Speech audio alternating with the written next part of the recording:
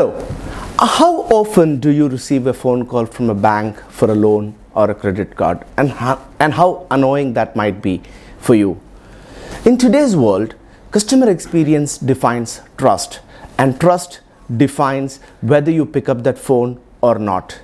Today, in our first episode of Business with Ajeesh, we have two elite gentlemen, Thomas Padikkaparambil, the CEO of Voxtron, and Luc Cavelier, the business development head for EMEA region from Bright Pattern. Welcome to the show, Thomas and Luc. Thank you. Thank you. So let me understand from both of you, what triggered the partnership between Voxtron and Bright Pattern? Yeah, Voxtron has been in the industry for the last 15 years, and we are a company that specializes in customer engagement solutions. We have been providing contact center solutions to various industry or customer segments in the market. And when we wanted to have something more like AI features and more omni-channel experience, we have been searching for a solution. And finally, our search ended in a company called Bright Pattern, and we have found out that it has got excellent features that suits the market, and that made our partnership together. Yeah, on our side, so we've been developing the region for a while now, for approximately 3 years, and we were looking for the right partners in the right region at the right moment. And lucky we were to meet Voxtron and Thomas, and then to find a way to work together. They definitely have a real nice position within the market because they've been handling UAE for about 20 plus years. And they know really the market. So, joining the forces together makes it really interesting, not only for us as a company, but also for the market, because the market will find out the right partnership with the right product, answering their questions and fulfilling their need. That's it. Have you really seen any shift in customer expectations, geography to geography, or what are the major customer expectation shifts that you've seen over the last few years? I mean, the thing is that the region, I mean, I've been in this region for about 20 years now, and the region has changed in the sense of there are the requirements of moving from on-prem to cloud. In some other part of the region, it's the reverse, where the push to the cloud is not happening, but it's really down to people wants to keep it in on-prem. So, but the trend in the sense of adding omni-channels, adding the social media, adding the AI stack now, which is becoming the new requirements. Yes, those are the changes. In terms of customer experience, the region is really demanding. It's a service region, I would say, and so if you have the right product to answer the customer requirements, that will make it working together. So it's really, I mean, that's for me the feeling. Let's call it like this. So traditionally, most of these organizations have run on-prem solutions. What are the typical challenges that you find in helping enterprises transform from on-prem to cloud? Well, first of all, when you do the migration from on-prem to cloud, you're taking out of the hands of the locals, I mean, the company themselves, to manage and to run the platforms, because you're going to be running the platforms and helping them to run the platforms. So that's the first thing. Number two is to get them to accept the fact that the data will potentially be outside of their boundaries or outside of their company, but in a cloud environment, even though here in the UAE, it is in the UAE, and in other places it's also in their own country. So the challenge is really to get the acceptance, because at the end of the day, the data resides in the UAE in any case, so it doesn't go out. So this is applicable for almost all the industries across UAE and the GCC set of countries. What are the typical industries that you've seen that they're wanting to go in for a contact center solution? Honestly, I think if you look at this, anybody and everybody should be going into the customer experience or contact center solution. So we have been deployed in the BPO industry, in the banking industry, in the healthcare, in the travel industry, in the hospitality. So it's really, large in the sense of providing the right, let's say, contact center solution for them to be able to answer not only voice, but also email, WhatsApp, SMS, chat session, web chat, etc., etc., etc.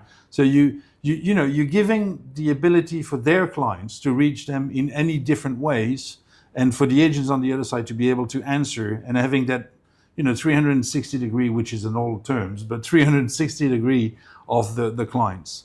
So that's the And also, we have been seeing a lot of shift towards virtual agents nowadays. Like from the customers, like we get a lot of inquiries regarding that, and we see a lot of expectation, maybe sometimes over expectation, but we see a lot of potential for virtual agents, which Bright Pattern offers to the market. I understand. So what kind of AI features, apart from virtual agents, what other AI features do both of you offer? All right, so the list is long. So if you have a couple of minutes, so the first thing first is as Thomas says, we have the virtual agent that allows the system to, let's say, automate the response, or to be able to respond automatically and deflecting the calls from an agent to an AI agent.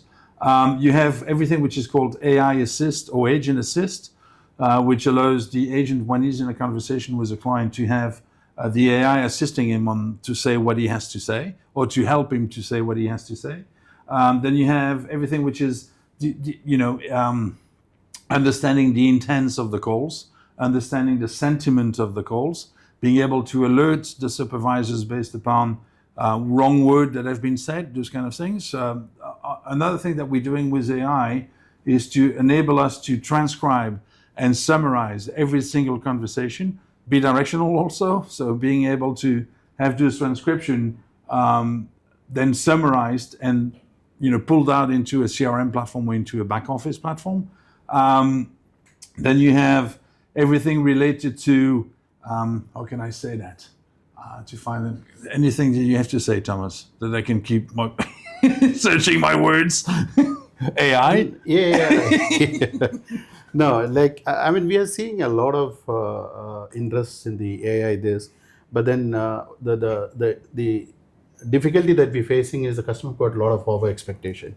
Now we need to educate the customers as what is it that they can really expect. But then sometimes, the customer has things that everything can be automated. So this is somewhere I think a proper education on the AI part is required, which we are trying. We are also planning, maybe we will have some web or some podcast series to make the customer expectation on the AI grounded. Yeah. Is AI really, see, one of the flip sides of AI is, it's very difficult for a human to trust an AI. Do you think educating customers on how AI helps reduce the trust deficit plays an important role among the enterprise organizations? Well, at the end of the day, AI is, it's a human without being a human. So it has a brain that is learning, and we're still at the early stage of AI, I would say, because you still need to have the learning curve about, you don't want to put an AI structure or virtual agent answering any single questions. If you're a bank, you don't want somebody to call and then start asking for bread, or how do you cook a chicken, for example, because what's going to happen at the end of the day. So so you need to educate the system on what to do, what to say, and to learn from there. So it will definitely evolve within a couple of months, couple of years, and it will become something that we will have to live with. 25 years ago, when somebody was explaining me that I would be able to say to my phone, "Call ma'am," I was looking at him like, why the hell would I need this?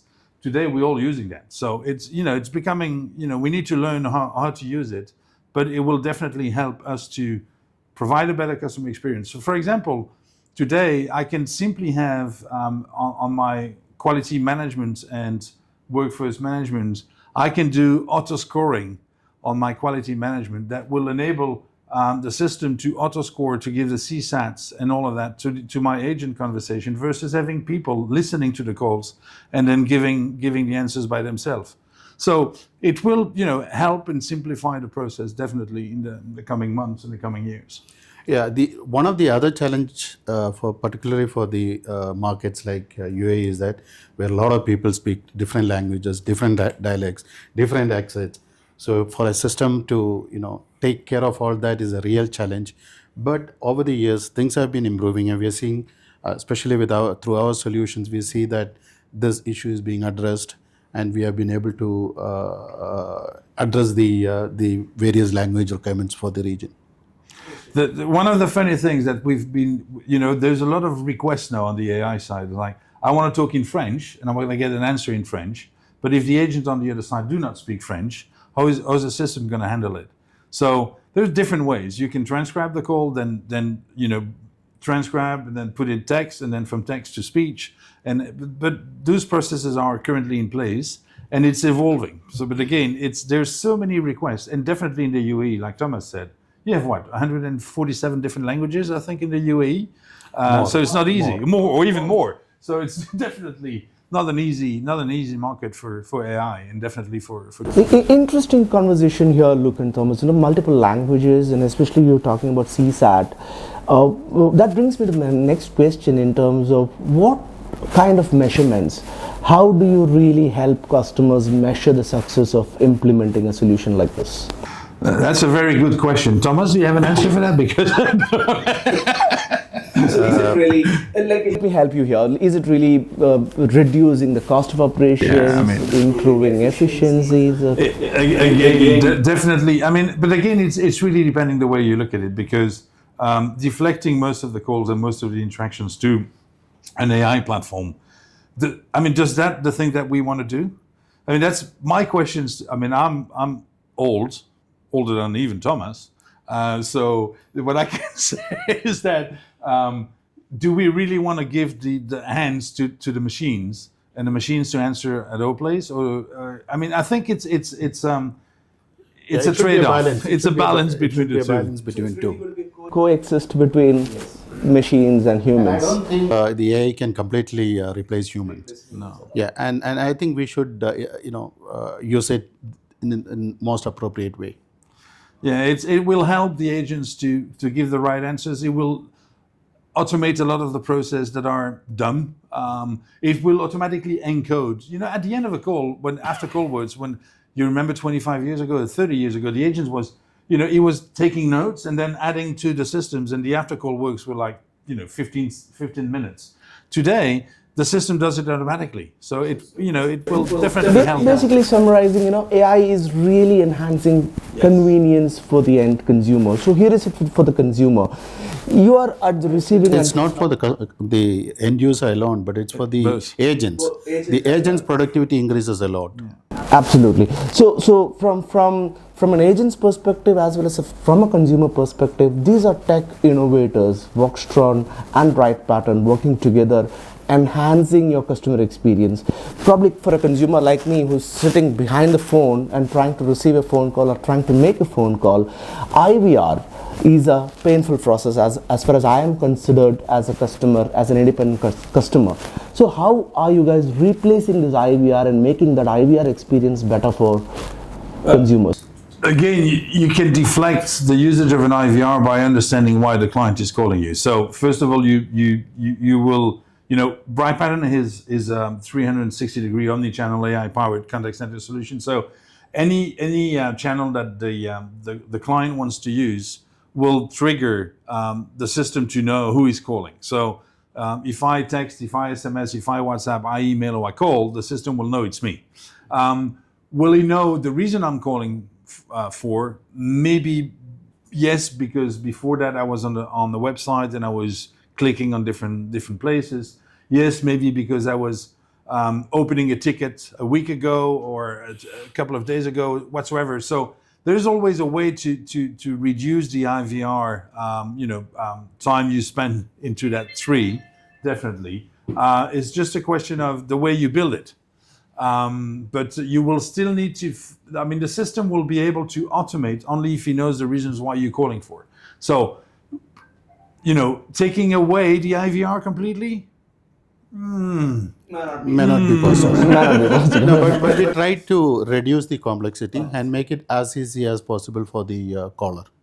So that's all. At the end of the day, what we are targeting is enabling convenience and better experience for the end consumers. And manage better agent experience, as well as reducing the cost and operational efficiencies, what both of you are targeting together. I mean, the thing is, you want to simplify the way customer service is handled, and because that will benefit from the customer perspective as well as for the agent perspective. So if you have a solution that allows the agent to spend less time on the phone, less time typing because the system is helping him, then the client on the other side will be happy because the agent will only, listen to the client because he doesn't have to type. The thing is, when you talk to a machine, the machine doesn't think about something else. But when you talk to a human and he needs to answer on the same time he needs to type, he doesn't have a double CPU. Yeah, so he's losing his attention. In the case of having AI helping him, allows the system to be focused and the agent to be focused on what the client's and gives an agent the smile on the phone, and the smile on the phone is what the client on the other side of the line will understand, because the agent will be different than because he doesn't have 25 things to do at the same time. That's my way of thinking about it. Yeah, from a business perspective, what we are trying to offer is, making the contact center more cost effective by offering various features like AI features. So in terms of the agent reduction, or in terms of better handling the call and giving a proper customer experience. This is what our whole aim, the holistic approach that we are trying to do through our solution. Finally, to Thomas and Luc, Jitex is around the corner. Jitex Global, one of the largest tech shows. What are you going to showcase there? What can we expect from Voxtron and Right Pattern for Jitex this year? Yeah, we will be participating in this time Jitex, and what we are, I think that every customer can come and visit us and see the solution in live, whatever that we have spoken, but in much more detailed way, how the solutions is going to help you. We both will be there, me and Mr. Luc will be there. You can meet us personally, and we welcome you. Yeah. I mean, Jitex is definitely the place to be. This year we have a booth together with Voxtron, so we're really proud of being together with Voxtron. Again, anybody is welcome to come and talk to us to discuss about the technology, to look at the technology live, and to discuss about use cases and projects that they want to handle together with us. Yeah, just to add a point, if somebody would like to book a personal meeting with Mr. Luc, they can visit our website and fill in a form so that he is personally available to meet you and answer your queries. But if I'm not available during the day, I'm always available. So you can call me 6 o'clock in the morning or 10 p.m. in the evening. I will be there. Experience. Yeah. So we together welcome you to Jitex. Welcome to Jitex. Welcome to Jitex. Thank you. Thank you so much, Luc and Thomas, for being with us on the show today. Once again, this is Ajeesh, and you're watching Business with Ajeesh. Please visit Jitex this year. Visit Voxtron at hall number 6, booth number 4. You'll be able to fix up a meeting in person with Mr. Thomas and Luc Cavelier from Right Pattern. Thank you very much. Until next time, goodbye.